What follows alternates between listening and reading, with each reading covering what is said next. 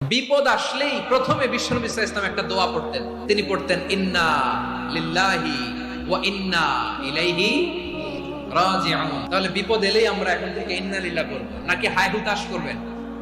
একদল আছে হায় হুতাশ করে, হায় আল্লাহ রে মোর কি হইল রে, মই কি হরমু রে, মই কমবে যামু রে, এরকম বিলাপ করতে নিষেধ করেছেন বিশ্বনবী। কি করব, কই যাব, কি হবে, হায় হায়, এরকম হাহুতাশ আছে না? নাই, বিশ্বাসীরা হাহুতাশ করে না, তারা ইন্না লিল্লাহ পড়ে।